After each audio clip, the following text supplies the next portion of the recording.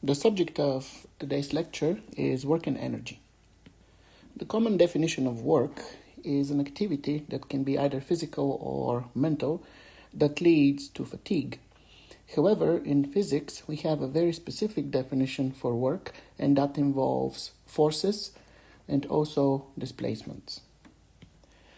We say that work W is being done when a force F is applied, and as a result, an object is displaced a distance d. So let's look at a few examples that illustrate the concept of work. So here first in the top left corner, we have a person hammering down a nail into a wooden board.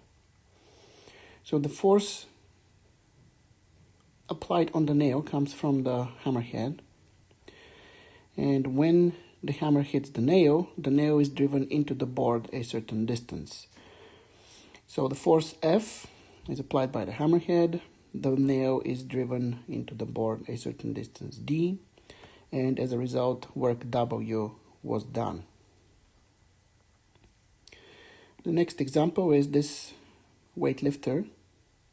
So he is pushing the barbell in vertical direction, up and down, and he is moving the weight a certain distance d by applying certain force F.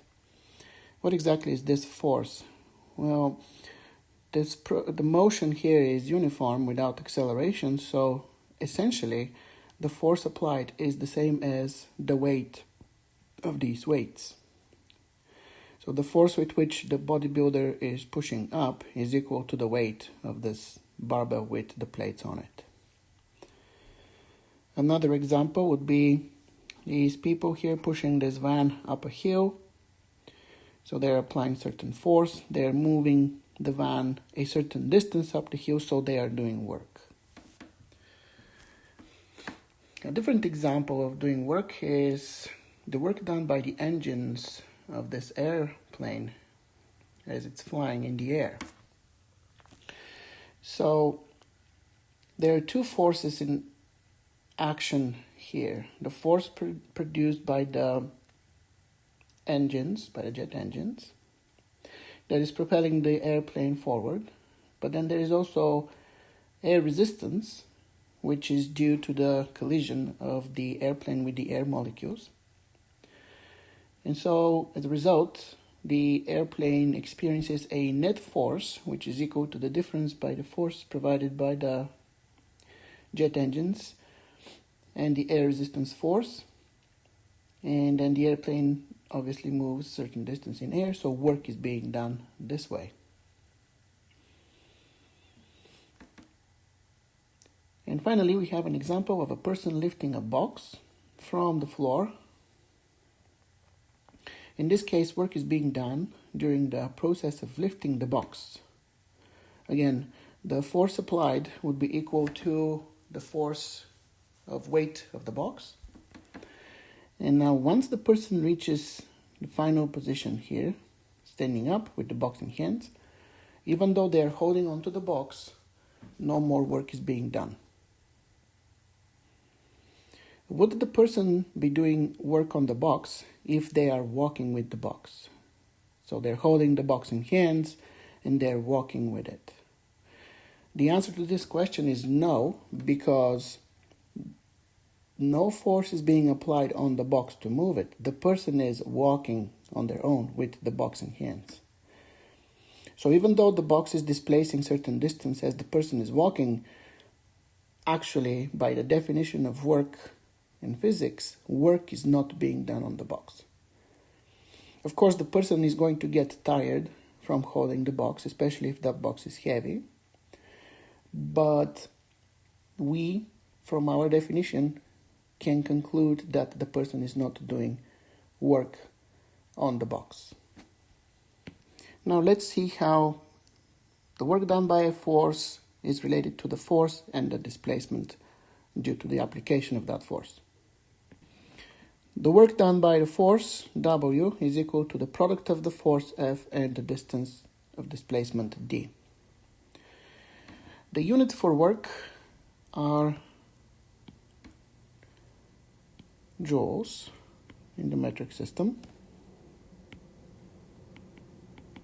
And they're named after James Joule, who was able to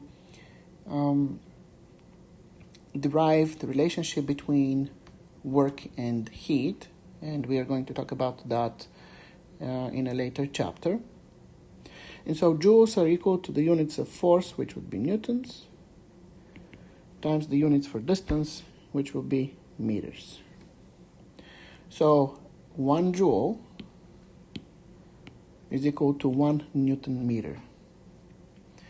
Now, the thing is that when we talk about torque in the metric system, torque is also the product of force and distance, except for this distance wasn't a displacement distance, it was just the distance from the applied force to the axis of rotation. So the units there for torque would be also Newton meters. And so when we talk about work, we always use joules as units. And when we talk about torque, we always use Newton meters as units. In the imperial system, the units for work are feet-pounds. All right, so let's look at an example that uses the definition of work. So the question is to find the amount of work done by a worker lifting 325 newtons of bricks to a height of 160 centimeters. So we know that the force that must be applied to lift the bricks is 325 newtons. That will be the same as the weight of the bricks, W. And then the distance to which the bricks will be moved vertically up is 160 centimeters. However, remember that the units for work are Newton meters in the metric system, which means that this distance here must be converted from centimeters into meters. So convert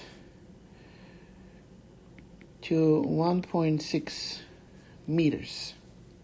So now I'm ready to calculate the work done in the process of lifting of those bricks. So the work is equal to force times distance, which is 325 newtons times 1.6 meters. And this is equal to 520 joules. If you did not convert the distance to meters and left it in centimeters, then the answer that you would get would be 52,000 joules, which is clearly not correct, because that is a lot of work done. So always make sure that the distance is converted into meters when you're calculating the work done, and the calculation is in the metric system. If the calculation is in the imperial system, make sure that the distance is converted into feet. So the definition of work doesn't really tell us the efficiency with which that work was done. So in this example, those bricks were lifted to 160 centimeters above the ground, but we do not know how long it took the worker to do that job. Did it take him 20 minutes? Did it take him 2 hours? Did it take him 2 days, 2 months? We don't know. So it is convenient to introduce a new quantity which calculates the efficiency with which work was done, and that quantity is called power. Power is simply defined as the rate of doing work. That simply means that power is equal to the work done divided by the elapsed time, the time it took to do that amount of work. In a formula representation, this looks like the power P is equal to the work W divided by the time T. I'd like to make a note here. For power, we use capital P, and that is not to be confused with momentum, for which we use lowercase p. I can also apply the definition for work, which was that work is equal to force times distance, to the formula for power. And so that gives me another version of the definition for power, and that would be that the power P is equal to the work done, represented as force times distance, divided by the time. So depending on how the problem that you're dealing with is stated, you are either going to use the first or the second version of the definition of power. Clearly, when in the problem you have stated force acting, a distance of motion, by which an object is moved, and time, or then that indicates that you would use the second version of the formula. If in the problem you have work done stated in time, then obviously you are dealing with the first version of the formula. The units for power are, in the metric system, the watt, with the abbreviation capital W. And from the defining formula for power, which was work divided by time, 1 watt is equal to 1 joule divided by 1 second. Other units for power that are also commonly used, especially in power devices and power plants, are the kilowatt, which is equal to 1000 watts, and the megawatt, which is equal to 10 to the 6th watts. Now let's do an example problem that uses the definition of power to illustrate how it's applied.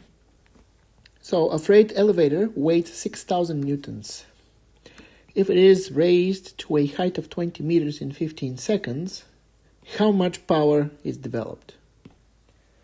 So we know that the weight of the elevator is 6,000 newtons, the distance to which it was raised is 20 meters, and the time for that to happen, 15 seconds. The question is, how much power was developed in the process? So to solve the problem, I will use the second definition formula for the power. So that would be the force times the distance divided by the time. So I already have all the information necessary for the calculation. The distance is in the proper units of meters. The time is in the proper units of seconds. So I can substitute the values in the formula and find the answer. So we have 6,000 newtons times 20 meters divided by 15 seconds, and that is equal to 8,000 watts, or also this can be written as 8 kilowatts. So here is another example. A large steel block has a mass of 2,000 kilograms. What power is used to raise the block to a height of 30 meters if the work done is 40 seconds? So this problem here is technically the same as the previous problem, with one difference though. Instead of the weight of the block, we know the mass of the block. So that means that for the calculation of the power developed in the process of lifting this block, I must calculate the weight of that block before I can calculate. So the power developed is equal to the weight of the block times the distance to which the block was lifted divided by the time. And so the weight of the block would be the mass of the block times the gravitational acceleration, which has a value of 9.8 meters per second squared. And so we have 2,000 kilograms times 9.8 meters per second squared times 30 meters divided by 40 seconds. So the weight becomes 19,600 newtons times 30 meters divided by 40 seconds. That comes out to be 14,700 watts, or that is also 14.7 kilowatts. So here, since we have the mass provided, it's important to remember the relationship between mass and weight. The formula that calculates the weight when we know the mass. Use that for the force term in the formula for power and calculate the result. So one of the most fundamental quantities in nature is energy, and it turns out that energy is in a certain way related to the work done by applied force. So in the next several slides, I'm going to discuss what energy is and how it is related to work done by a force. And I will also discuss two specific types of energy that are associated with mechanical movement of objects. One is kinetic energy and the other one is gravitational potential energy, or simply potential energy. So energy is simply defined as the ability to do work. And energy does not have a specific definition because there are all kinds of energy in existence. We have potential energy, we have kinetic energy, electric energy, magnetic energy, we have heat energy, and we have elastic energy, and many other kinds. So, what is then energy? Well, energy is just a quantity that does not get created or destroyed. It just gets converted from one kind into another. So the amount of energy that was available during the creation of the universe is still the amount of energy that is available in the entire universe today. No energy was added or removed from the universe. And so energy cannot spontaneously be created out of nothing or destroyed into nothing. Because if that was the case, then it would be possible to create perpetual motion engines. And we know very well that that is impossible. And so some examples of how energy is converted from one kind into another. For example, if you grab an object and lift it above ground, you are imparting gravitational potential energy to that object. But if you let go, this object is going to start to fall, and so it's going to start to move with some speed. It's going to speed up, and so as a result, the object will start to acquire kinetic energy. But where does that kinetic energy come from? Well, the potential energy of the object is decreasing as it approaches the ground, and so that loss of potential energy becomes a gain in kinetic energy. And so at the end of the process of falling, the object will have acquired the amount of kinetic energy equal to the original amount of potential energy. Other examples of conversion of energy would be electric energy is converted into heat by appliances, or electric energy is converted into light by appliances. Heat is converted into light. Magnetic energy can be converted into electric. Electric energy can be converted into magnetic, and so on and so forth. So these are all examples of how energy changes from one kind into another. And again, energy can never be created out of nothing or destroyed into nothing. In this course, we're going to discuss two types of energies associated with the motion of objects. And that those two types are potential energy, EP, and kinetic energy, EK. So let's talk about each kind of energy, and then I will discuss how work done by a force is related to the change in energy of an object. So first, let's talk about gravitational potential energy. Gravitational potential energy, EP, is defined as the mass of an object times the gravitational acceleration g times the distance of this object from a reference point in space. This type of energy is acquired when an object is lifted vertically above a reference point or reference surface. And typically, or for simplicity, in our considerations, this reference surface will be considered to be the ground. And so an object will acquire gravitational potential energy, which will be equal to the mass of the object times the gravitational acceleration value times the distance that that object was lifted above ground. So if I were to sketch this situation, here is my reference surface, which is the ground. I have an object with mass m lifted above the ground by a distance h. And so by doing that, I am imparting gravitational potential energy EP, which is equal to the mass of the object m, times the gravitational acceleration, times the distance from the ground h. And that is the gravitational potential energy that this object has above ground.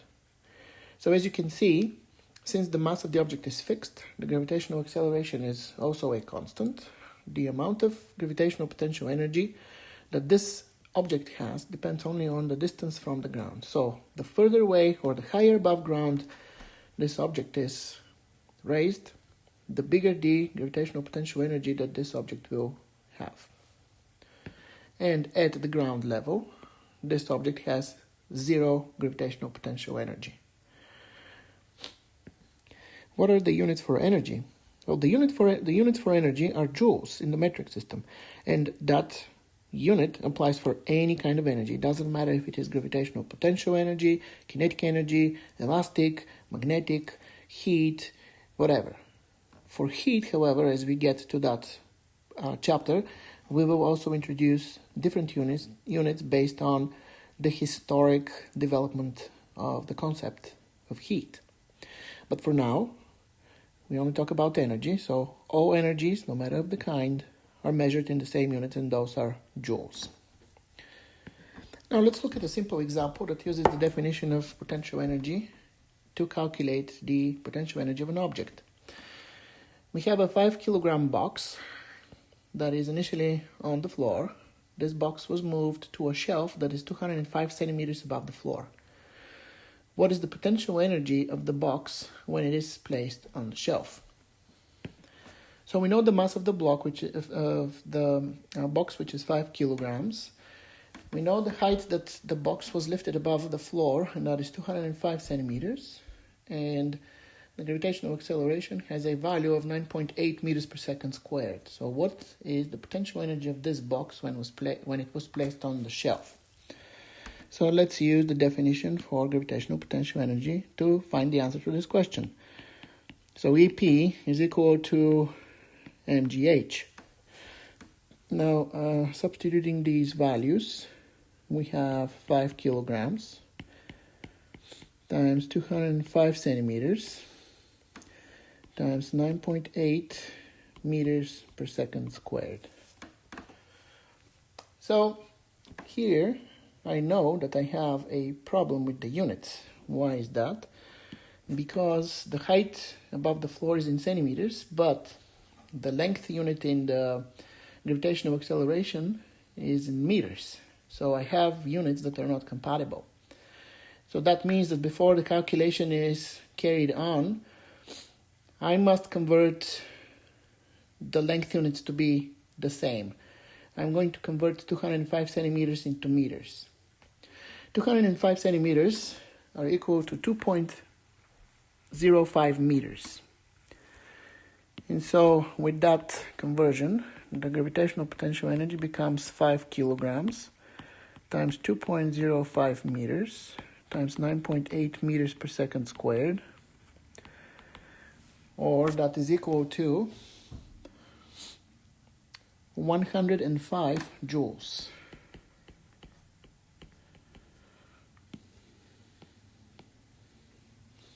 And so that is the amount of gravitational potential energy that the box acquires as it was lifted from the floor to the shelf above the floor. The second type of energy associated with mechanical objects is the kinetic energy. This is simply the energy of moving objects. Any object that is in motion has kinetic energy. The kinetic energy of an object, EK, is calculated as the product of the mass of the object, the speed of the object to the second power divided by 2. So as you can see, any object that is in motion has non-zero speed will possess kinetic energy. Objects that are not moving, that are at rest, do not possess kinetic energy. Here you can also see that when an object is heavy, it will have more kinetic energy compared to a lighter object when both are moving with the same speed. But for objects with the same mass, if one of the objects is moving with twice the speed, that object will have 4 times the kinetic energy of the slower object. And this is due to the fact that the speed is lifted to the second power. What are the units for kinetic energy? They are the same as the units for potential energy and any other kind of energy, and that is joules. I just wanted to stress out that no matter what kind of energy you're dealing with, the units are always joules in the metric system. So let's look at a couple of examples about kinetic energy to illustrate 2 points. One is simply how to calculate the kinetic energy of a moving object using the definition. And the other one would be to find the speed of a moving object using the definition of kinetic energy. So first, let's find the kinetic energy of a 10-gram bullet moving at a speed of 1,440 kilometers per hour. So what I have here is the mass of the bullet, which is 10 grams, and the speed of the bullet, which is 1,440 kilometers per hour. I want to find the kinetic energy of the bullet. Before I do solve the problem, let's look at the units. So we know that energy is measured in joules, and those are also the units for work. And so work is the product of force and distance, which means that a joule is also equal to a Newton times meter. So what is the Newton equal to? That is kilograms times a kilogram times meter divided by second squared. And so multiply that by meter. So 1 joule is equal to 1 kilogram times meter to the second power divided by second to the second power. So now if I compare those units here, I can tell that the units for the mass of the bullet and the speed of the bullet are not going to give me joules when I do the calculation, which means that I must make a conversion, grams into kilograms and kilometers per hour into meters per second. So 10 grams is equal to 0.01 kilograms. There are 1,000 grams per kilogram. And 1,440 kilometers per hour is equal to 400 meters per second. Now that I have these converted, I can use the definition for kinetic energy to calculate the answer to the question. So the kinetic energy is equal to mv squared divided by 2, which is equal to 0.01 kilograms times 400 meters per second squared divided by 2. And so when you calculate this, you are going to get that the kinetic energy of this bullet is 800 joules. So it is important to have the mass of the moving object converted into kilograms and the speed of the moving object converted into meters per second when you do calculations with kinetic energy. One more time, the mass must be in kilograms, the speed must be in meters per second, and only then your kinetic energy will be in joules. Alright, so the next example is to find the speed of a 1,000 kilogram car with kinetic energy of 10,000 joules. So the mass of the car is 1,000 kilograms, the kinetic energy of the car is 10,000 joules. What's the speed of the car? So I'm going to start with the definition of kinetic energy, which is EK is equal to mv squared divided by 2. And my first step is to move the mass on the left side of the equation and the 2 also on the left side of the equation. So to move the denominator, I must multiply both sides by 2, which then means that I get 2 times EK is equal to mv squared. The next step is to divide by m both sides, so I get 2 times EK divided by m is equal to v squared.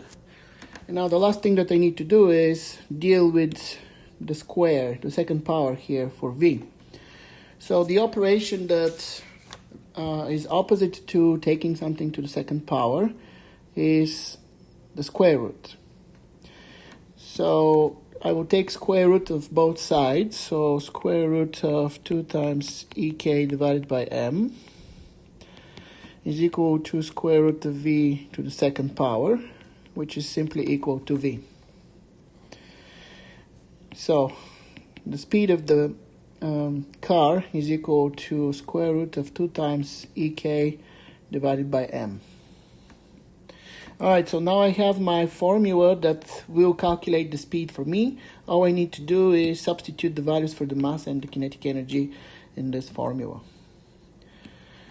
So V is equal to square root of 2 times 10,000 joules divided by 1,000 kilograms. And so this is equal to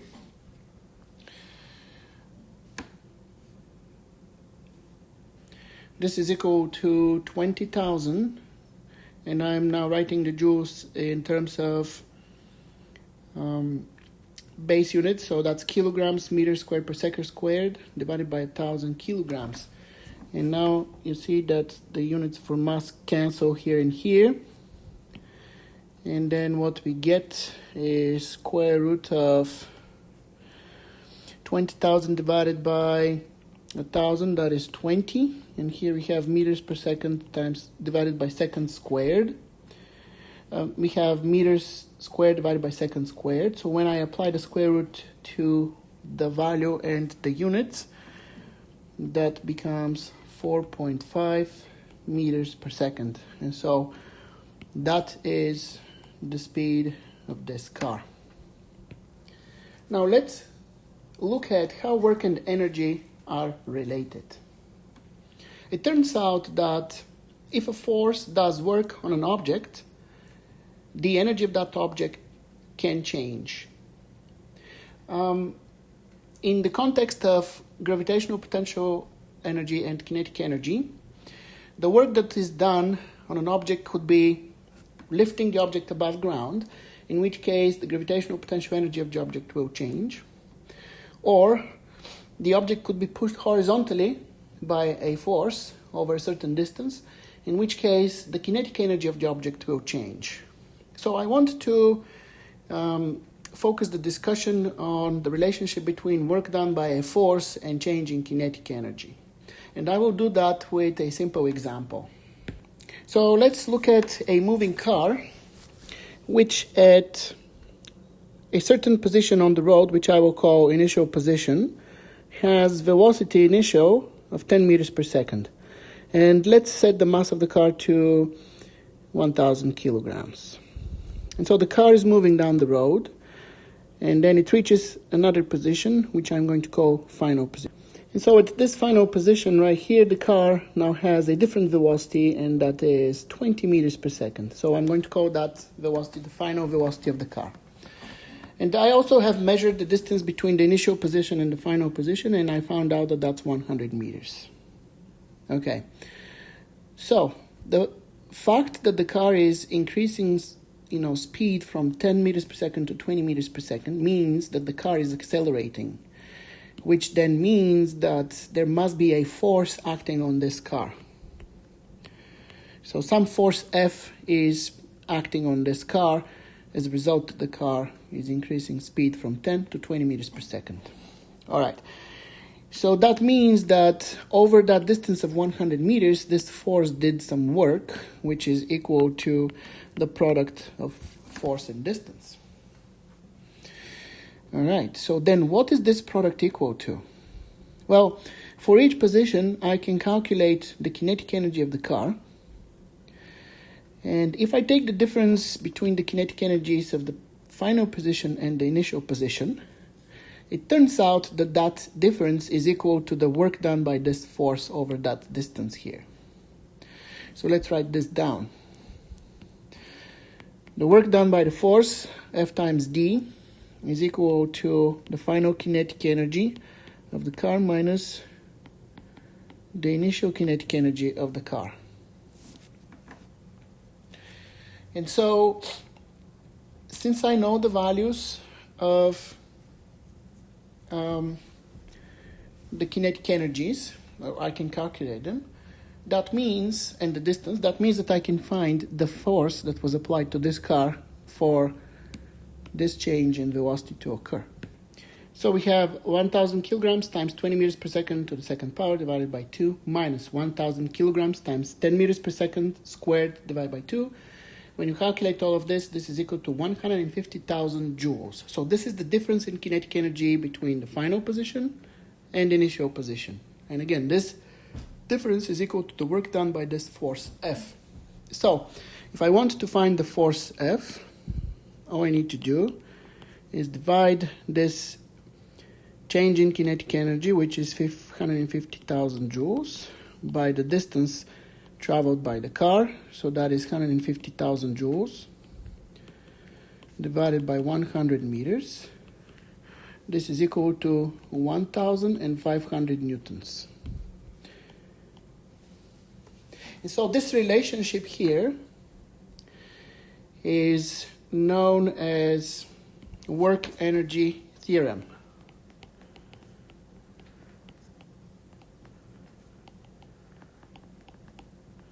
And it simply states that the work done by a force, F times D, is equal to the change in kinetic energy, so mv final squared over 2 minus mv initial squared over 2.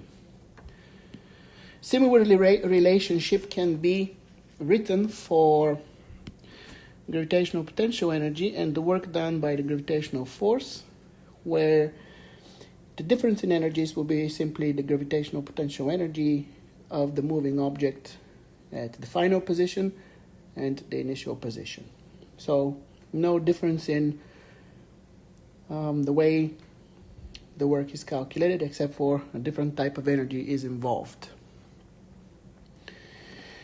Now, there is one more thing to talk about, and that is the principle of conservation of energy.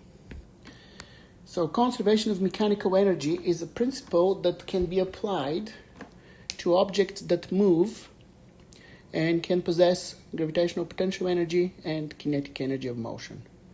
This principle works in situations where there is no resistive forces such as friction or air resistance.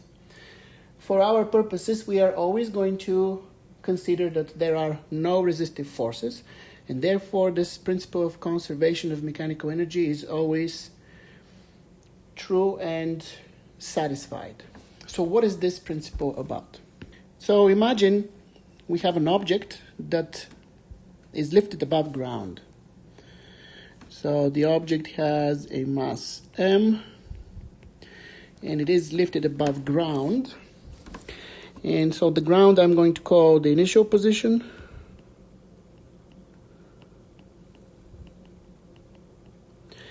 And the position above ground to which the object was lifted will be the final position. And so the distance from the final position to the initial position is simply h. That's the vertical distance above ground. Okay.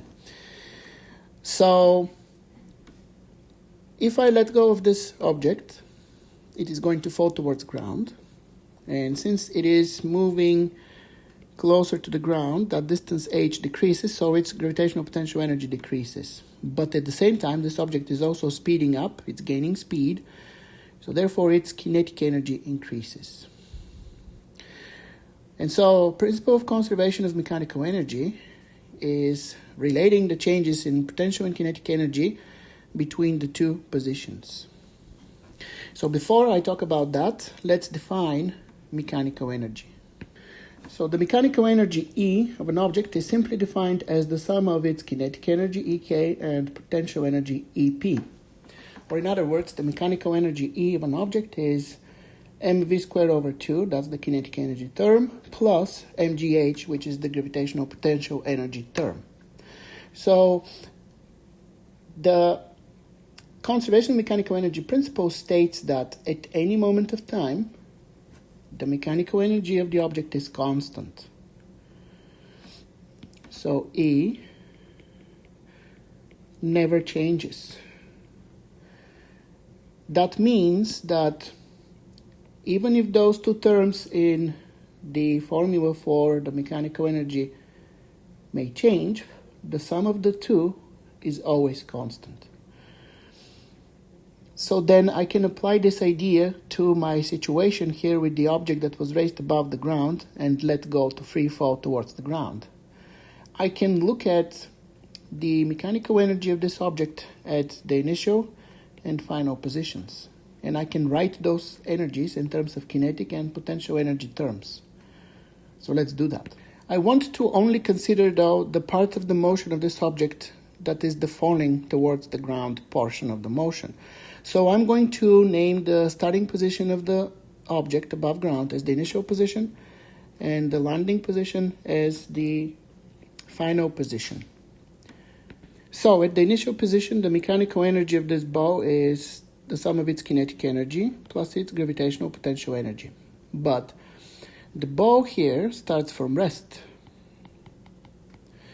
Before it was released, it wasn't moving, which then means that the kinetic energy term is equal to 0. And so therefore, the initial mechanical energy of the bow is just simply equal to its gravitational potential energy, mgh. When the bow hits the ground, right as it hits the ground, we have gravitational potential energy term which is equal to 0, since there is no height above the ground anymore as the bow or as this object is hitting the ground. But at that moment, the object is moving with maximum velocity, so therefore it has a non-zero kinetic energy term. So, at the initial position, the object has gravitational potential energy term only in its mechanical energy. And at the final position, when the object hits the ground, it has only kinetic energy term in its mechanical energy. But the mechanical energy is constant, which means that the initial and final mechanical energies are equal. Well, then that means that if the two are equal, I can also write the relationship between the gravitational potential energy at the initial position and the kinetic energy at the final position. And this gives me a tool that I can use to calculate the kinetic energy of an object without actually knowing the speed with which the object is moving, as long as I know the height from which the object was released above ground. So this is the power of this conservation of mechanical energy principle. This concludes the lecture on work and energy. And you guys will practice those concepts that I discussed in the worksheet that you will do for that chapter.